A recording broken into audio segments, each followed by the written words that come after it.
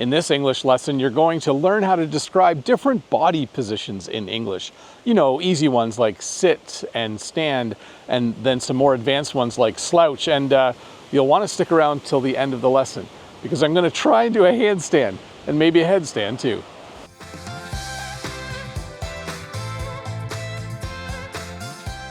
Okay, let's start by getting the two simplest ones out of the way. You can stand and then you can also sit. So I have my nice bench here. I can sit on my bench. I can stand. I can also use the verb sit down. I can sit on this bench. I can also sit down on this bench. Now, sometimes in class, students will sit like this. They'll slouch, or they'll sit like this. They'll slouch. When you slouch, it means you sit in a really relaxed way. When students slouch, it makes it seem like they're not interested in the lesson. I hope you're not slouching right now.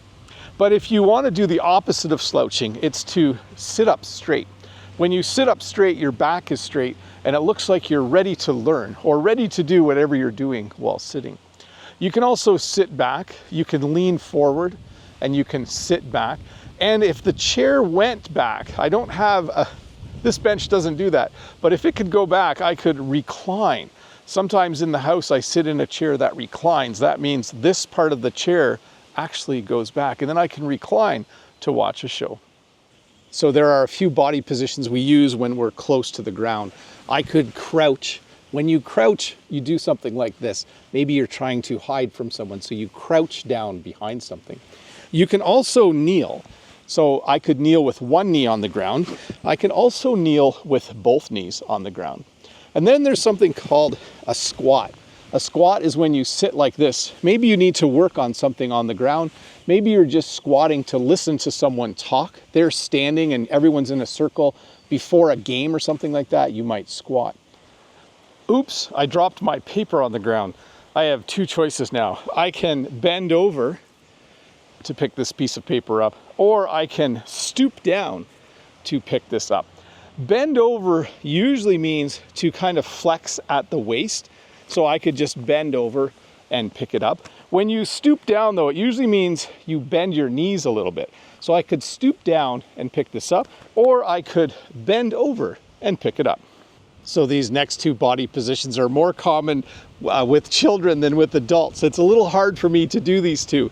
The first is to go down on all fours, or to go down on my hands and knees. This hurts a little bit when you're old like me. It hurts my knees to go down on all fours or to go on my hands and knees. You can also sit cross-legged or cross-legged. There's two different ways to pronounce it. I think in the UK they say cross-legged, and in America and in Canada we often say cross-legged. You sit with your legs crossed. This is also a little bit hard for me. I'm not as flexible as I used to be. But you can go down on all fours, you can go down on your hands and knees, or you can sit cross-legged or cross-legged. So let's talk about the difference between lean on and lean over. If I was walking for a long time and I saw this railing, I might lean on this railing to rest for a bit. But if there was something really exciting below, I might lean over the railing to have a look at it. So if you need a break, you can lean on something just to rest for a bit. Or if there's something exciting to see, you might lean over to see it. We also use lean over when we're talking about if you're sitting beside someone like at a theater, you might want to lean over to ask them a question. So if you're tired, you can lean on the railing. If there's something exciting below, you can lean over to have a look. And if you're wanting to talk to someone, you can lean over and ask them a question. So if you've ever gone and watched a play, at the end of the play, the actors will come out and they will bow. Men and women often bow at the end of a play to show that they appreciate the applause that the audience is giving. But men and women bow, but generally only women will curtsy. I don't even really know how to do it. I think if you have a dress on, you take the sides of the dress and you cross your legs and you do this. It's the same as bowing, except for women. So men and women will bow to show their appreciation, and women, usually women wearing a dress, will curtsy at the end of a performance. Oh, this lesson's taking quite a while and I'm getting a little bit tired. I might just lie on these bales for a while and have a nap. I might just lie down here and sleep for a bit. That's going to be a little boring for you to watch, so maybe that's not such a great idea. But those would be the verbs we would use to talk about what I'm doing now. I can lie on these bales, or I can lie down on these bales. Let's talk a little bit about standing.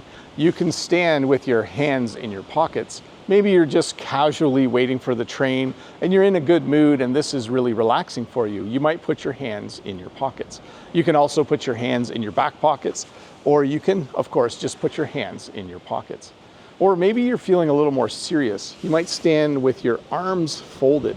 Maybe you're thinking deep thoughts about something and you're not very happy. You might stand with your arms folded. It doesn't always mean that the person is angry or serious, but usually when I see someone with their arms folded, they don't seem very happy. You can also stand with your hands on your hips. Maybe you're just comfortable doing this. This for me is a very comfortable way to stand. Sometimes you stand with your hands on your hips, or you might stand with your hands behind your back. You might have your hands folded, or you might just hold one hand with the other hand, and you might just stand with your hands behind your back.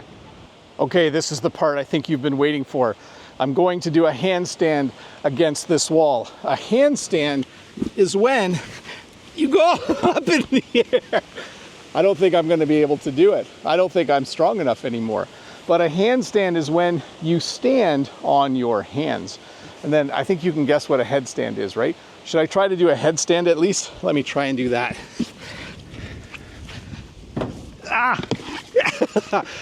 That was a little bit hard too. I didn't hurt myself, but I at least attempted a handstand and a headstand. So once again, a handstand is when you go upside down and you're on your hands, and a headstand is when you go upside down and you're on your head. Well, hey, thanks for watching this English lesson about different body positions on this incredibly windy day. I'm glad that my camera didn't blow away, and I'm glad I didn't hurt myself trying to do a handstand. By the way, if this is your first time here, don't forget to click that subscribe button, give me a thumbs up, leave a comment, and if you have some extra time and you want to learn some more English, why don't you watch another English lesson? Bye.